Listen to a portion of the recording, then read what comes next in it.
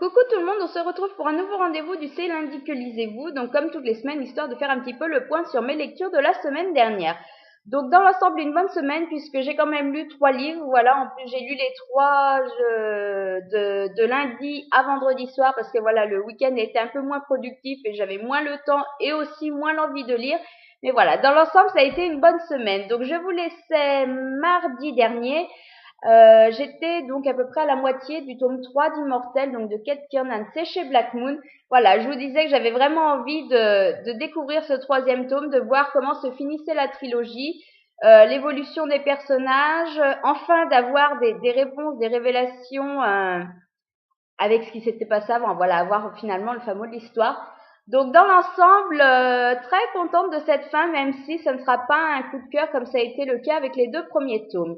Alors pourquoi? Tout simplement parce que justement j'y suis allée plus en douceur. Voilà, là où le tome 1 m'avait capté dès les premières pages, et même chose pour le tome 2, ben là ça n'a pas été vraiment pareil. Par contre, je me suis laissée entraîner par l'histoire, on rentre très bien dedans, il n'y a pas de souci, mais c'est vrai que c'était peut-être un petit peu moins addictif. Alors peut-être aussi parce que justement j'ai lu le tome 2 le mois dernier, donc c'était encore frais dans ma tête et que voilà, je sais pas.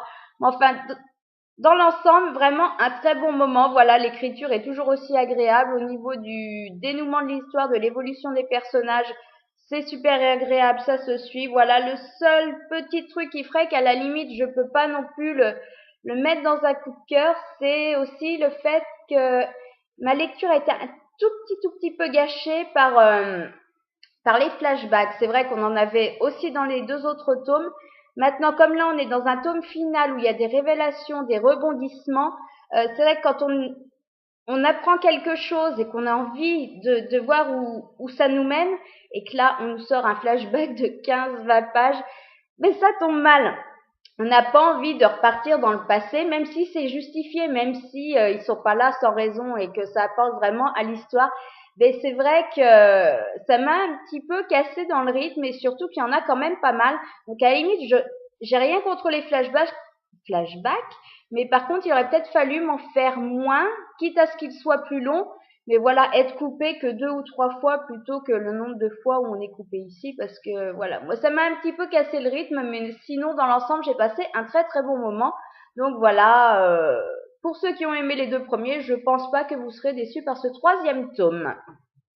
Ensuite, j'avais toujours envie d'un petit peu de fantaisie, voilà, donc finalement je m'étais pas replongée dans ma deuxième lecture en cours et j'ai choisi à la place de sortir donc le tome 1 de la série, c'est pas ni God and Monsters, je crois bien.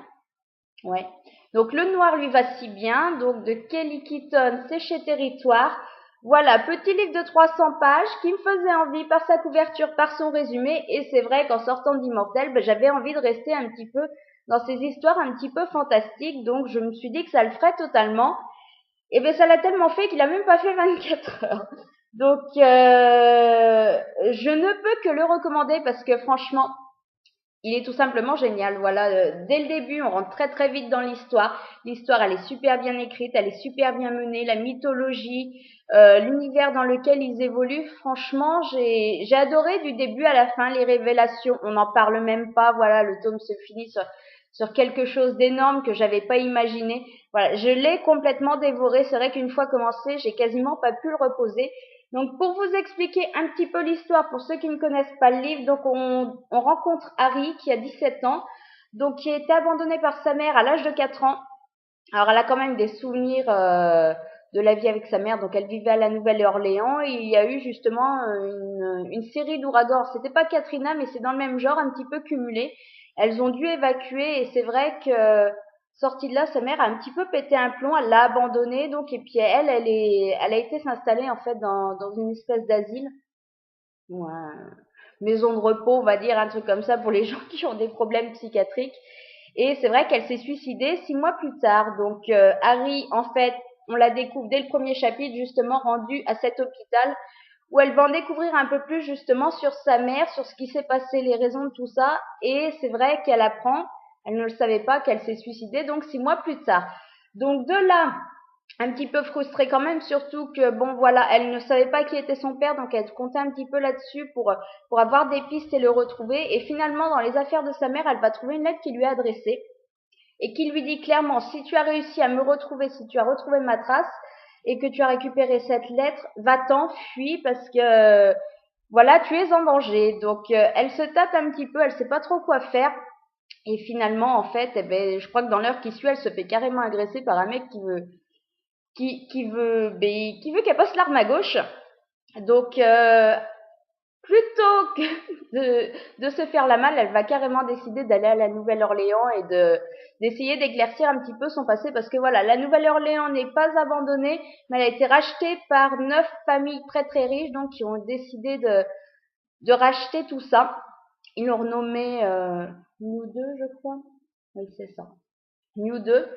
Et donc c'est un petit peu un endroit où personne veut aller, un petit peu comme quand on a des histoires de zombies, il y a toujours un endroit où c'est bizarre et où les gens veulent pas aller, ne vont pas. Ben là c'est un petit peu pareil. Il y a des gens qui y vivent, mais c'est vrai que si on a un petit peu de jugeote, c'est pas du tout le genre d'endroit où on va, parce que voilà, au niveau de l'ambiance, c'est toujours ça n'a pas été retapé, donc voilà. Bon bref, on s'en fout. Donc elle se rend là-bas et c'est vrai que ben voilà, elle va découvrir plein de choses, que ce soit concernant sa mère, concernant c'est pété de révélations. J'ai même pas envie de vous en dire plus, parce que le problème c'est que j'ai peur de spoiler, et ce livre est tellement addictif, il se lit tellement facilement, il est tellement agréable que je veux même pas vous spoiler sur des petits trucs. Donc vraiment, s'il vous tente, lisez-le. Ça se lit tout seul. Bon, en même temps, c'est écrit assez gros, mais j'ai trouvé qu'au niveau de la mythologie, de l'histoire que l'auteur nous sert, elle a complètement géré. C'est vrai que moi, j'ai été très vite entraînée là-dedans. Voilà, c'est sombre, c'est froid, les personnages, certains sont un petit peu à vous glacer le sang, mais vous adhérez totalement. Voilà, Harry, on s'y attache très très très très vite. Les autres personnages un petit peu jeunes qu'on rencontre, c'est exactement pareil. C'est pas qu'on les prend en pitié, mais voilà, ils ont un côté attachant.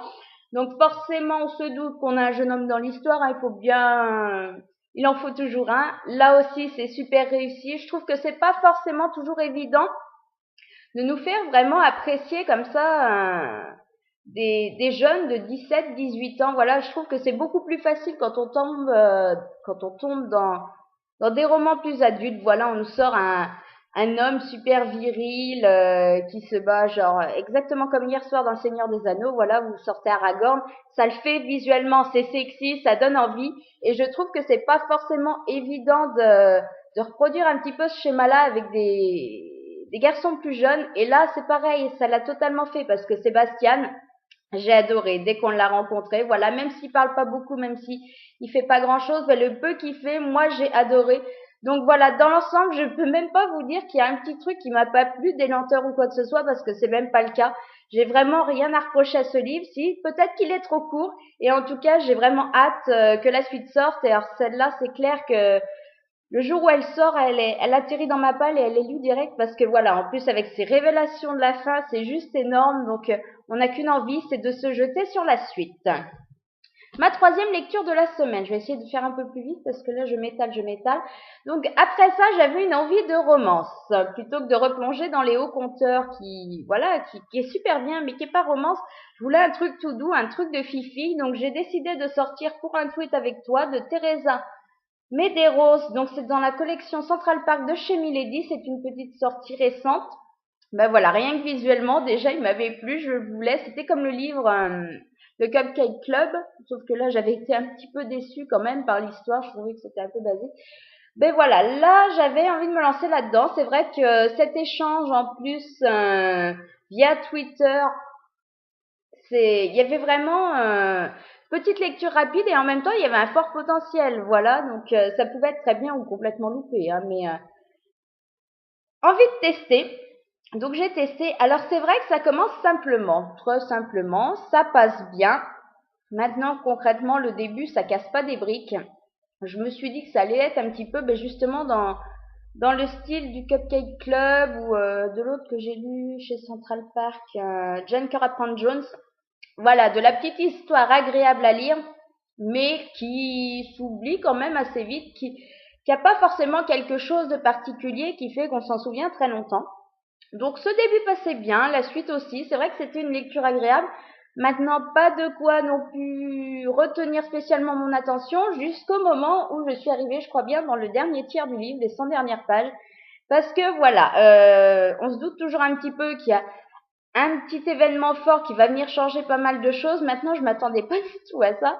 Et en fait, ça m'a bouleversée et j'ai adoré cette fin. J'ai été obligée de la lire d'une traite. Je ne pouvais pas arrêter parce qu'il me fallait, justement, il fallait que je sache comment ça finissait, être sûre que, voilà, j'avais deux hypothèses, donc je voulais savoir laquelle l'emporterait sur les deux. Donc finalement, j'ai passé un très très bon moment. C'est de la petite lecture sympa, euh, sans prétention, mais en même temps qui passe bien. J'ai vraiment passé un très très bon moment. Donc s'il vous tente, laissez-vous tenter, justement. Et voilà, il fait même pas 300 pages. Et celui-là, c'est pareil, il a même pas duré 24 heures. Donc voilà, un petit moment de détente qui passait très bien. Après, Le Noir lui va si bien, c'était une parfaite lecture. Donc mes lectures en cours. J'ai décidé de reprendre donc celui que je lisais la semaine dernière, donc Léo Conteur, le tome 4, 13 d'année, d'Oliver Pérou et de Patrick Maxper. Pas vouloir parler trop vite. Donc c'est chez Scrinéo Jeunesse.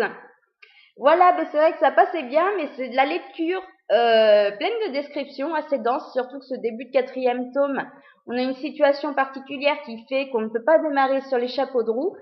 Et finalement, c'est très bien parce que ça nous rafraîchit les idées. Moi qui ai lu le tome 3, donc en juillet de l'année dernière, ben c'est juste parfait pour me resituer les personnages, ce qui s'est passé dans les tomes précédents et pas forcément que le 3, le 2, le 1 aussi. On revient sur les événements importants. C'est juste, voilà, ça passe super bien. L'écriture est toujours aussi agréable. Je passe un bon moment. Maintenant, c'est vrai que c'est de la lecture, comme je le disais, ben, c'est plein de descriptions. En plus, là, vraiment, la situation de départ fait qu'il n'y a pas beaucoup de dialogue. Donc, ça passe super bien. Mais c'est vrai que quand on a envie de quelque chose de plus rapide ou de plus léger, ben, c'est bien d'avoir une petite lecture secondaire, beaucoup plus détente, on va dire. Donc, voilà. Mais là, je me replonge dedans et c'est vrai que ça passe très bien. Ma deuxième lecture en cours. Et là, ça passe pas du tout, malheureusement. En même temps, je m'en doutais un petit peu, vu la première expérience que j'avais eue et vu les encouragements qu'on m'a donnés sur la vidéo de la semaine dernière. C'est limite si on me disait pas toutes mes condoléances. Voilà. Donc, j'ai voulu commencer quand même Entretien avec un vampire, d'Anne Rice, donc l'édition de chez Plomb. Ça porte bien son nom parce que pour l'instant, je vous raconte pas comment ça me plombe l'envie de lire d'une force. Euh, j'ai voulu commencer. La lecture commune, je suis mal barrée quand même parce qu'elle est pour le 15, donc dans 5 jours. J'ai dû lire, je sais même plus, je crois bien 40, 50 pages. J'ai même fait tomber le marque-page et je suis incapable de retrouver où j'étais. J'accroche pas spécialement au style.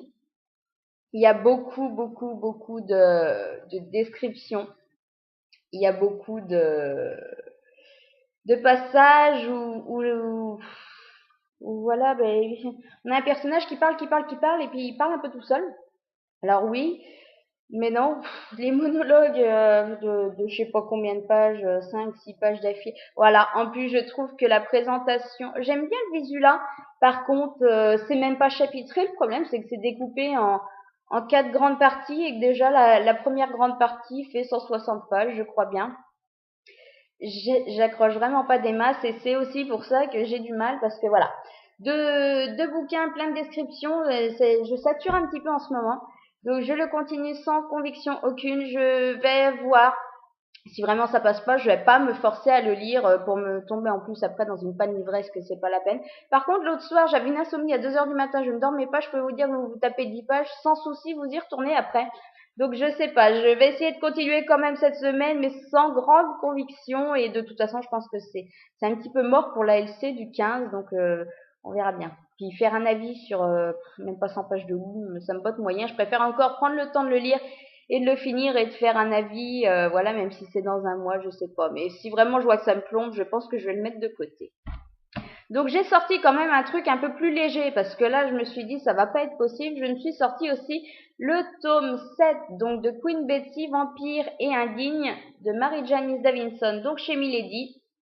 Voilà, parce que là, j'avais vraiment besoin de légèreté à côté de ces deux lectures un petit peu étouffantes au niveau description. Ben voilà, je voulais par contre là quasiment que du dialogue, donc ça, je sais que ça passe toujours bien, surtout que voilà, après la petite déception du tome 4 et puis la grosse déception du tome 5, le 6 repartait mieux, j'avais de grands espoirs pour le 7, donc je me le suis ressorti ce matin parce que voilà, j'arrivais un petit peu, j'avais du mal à continuer à lire. J'en suis au tiers. Alors ça, par contre, ça se lit super vite, hein. C'est comme le tweet avec moi, les pages se tournent toutes seules. Eh ben, ça passe bien. C'est vrai que un petit peu différent des tomes précédents, mais en même temps, on est averti dès le début par une note de l'auteur qui nous dit que, donc, à partir de ce tome-là, les trois suivants, donc 7, 8 et 9, sont en fait une sorte de trilogie dans la série. Donc, je pense que plutôt que comme les premiers tomes, il y avait un souci, il se réglait dans le livre. On prenait le suivant, il se passait quelque chose, on le réglait dans le livre. Là, je pense que c'est une intrigue qui va s'étaler en fait sur les trois livres, si j'ai bien compris. Donc voilà, pour l'instant, ça passe bien. Apparemment, on se retrouve quasiment avec tous les personnages qu'on a croisés dès le début, enfin ceux qui sont encore en vie en tout cas, ou même pas, remarque. Mais non, on a aussi des fantômes, donc voilà. Mais pour l'instant, ça passe bien, ça se lit tout seul et voilà, c'est de la petite lecture détente, donc je passe un bon moment. Je pense ne pas être déçue par ce tome 7 maintenant. Bon, on sait jamais, je réserve mon avis pour la semaine prochaine. Donc voilà pour mes lectures en cours, mes lectures à venir. Alors, 2 sur cette semaine. Je pense que je vais me prévoir une autre après parce que Anne Rice, là, non. Donc je sortirai cette semaine, puisqu'on se le fait en lecture commune avec les filles, le tome 3 de Démonica. Donc celui-ci, c'est Passion déchaînée de Larissa Ion, donc chez Milady. Voilà, il est juste sorti, mais en même temps, on l'attendait tellement. Voilà. Pourtant, le tome 1, c'est vrai que j'ai eu vachement de mal parce que sur, je sais plus, il fait 400 ou 500 pages. Je sais que la première moitié, je me suis dit, ça va pas le faire, on va pas être copains. J'attendais cette série et en fait, ça le faisait pas du tout. Quand déjà, en 27 pages, on arrive à avoir une scène torride. Dans les 27 premières pages, c'est juste pas possible. On se dit, mais dans quoi on tombe? Et c'est vrai que la deuxième partie du livre, la deuxième moitié, par contre, était très bien faite et ça compensait heureusement la première partie qui, pour moi, était pas du tout. C'était brouillon, ça partait dans tous les sens, on nous expliquait tout en même temps et en même temps rien. J'étais complètement paumée, donc c'est vrai que par contre, la deuxième partie, qui était aussi plus axée sur la romance, était très très bien. Donc voilà, j'avais continué l'aventure. Le tome 2, je crois bien que je l'ai carrément fini en coup de cœur. Parce que voilà, Runa et Shade, je sais plus, un truc dans le genre. Shane, un truc dans le genre. Voilà, ça passait super bien. Elle était super bien écrite, super bien menée. Donc voilà, ce tome 3 est juste indispensable parce que voilà, ben, les deux premiers tomes, ce sont les deux premiers frères. Donc là, celui-ci, donc c'était Rest. Donc le troisième frère, donc voilà, j'ai vraiment hâte de voir s'il est à la hauteur de ce que les deux autres nous ont laissé entrevoir, mais en même temps, il n'y a pas de raison, hein. Voilà, et ensuite je sortirai mon Kobo pour une toute petite lecture ultra rapide, puisque ce sera le tome 1 de Tout ce qu'il voudra de je ne sais plus qui, donc comme ça, je vais vous l'afficher tout de suite, vous le verrez. Donc voilà, petite série qui est sortie il y a pas longtemps, dont on parle beaucoup, voilà, après avoir lu 50 Shades et Dévoile-moi, ben, celle-là on en entend parler, des tout petits livres de chez Marabout, bon, je trouve quand même, ils font pas cher c'est sûr, mais en même temps, il me semble qu'ils font à peine 60 pages, donc je trouve que ça fait quand même cher à la page. Je vais tenter le tome 1 en lecture commune, toujours avec les filles, voilà, voir ce que ça donne. J'ai hâte, et puis en même temps, comme c'est tout petit, ça va vraiment se lire très vite, donc en espérant que du positif en sorte, mais j'en attends pas non plus forcément grand-chose. Et ensuite, donc je voulais me prévoir une autre lecture. Maintenant, j'hésite entre deux. Donc si vous pouviez m'aider à me décider, ce serait bien. Voilà, j'hésite en fait entre La couleur de l'âme des anges, donc dans la collection R, hein, qui me tente énormément, qui est dans ma palle depuis sa sortie. Et j'ai vraiment envie de le tenter, mais d'un autre côté, j'ai aussi La Cité des Ténèbres, les origines, donc le tome 1, L'Ange mécanique de Cassandra Clare chez Pocket Jeunesse qui me tente. Donc je sais pas du tout, les deux me font envie, mais en même temps, j'aurais pas trop le temps de lire les deux. Donc puis même la semaine prochaine, après je vais être un petit peu blindée. Voilà, j'aurais voulu avancer un petit peu dans mon challenge Milady, tout ça. Donc, je pense pas que j'aurai le temps de lire les deux ce mois-ci. Donc, aidez-moi à choisir. À la limite, si vous avez lu les deux ou un seul, dites-moi lequel vous me recommandez ou voilà, ou laissez-moi me démerder si vous en avez aucun avis. Voilà, je vais arrêter là parce qu'on arrive quasiment aux 20 minutes. C'est juste pas possible. Désolée. Donc, en attendant, je vais vous souhaiter une bonne semaine. Je vous dis de toute façon à lundi prochain pour un nouveau C'est lundi que lisez-vous et je vous souhaite que de bonnes lectures.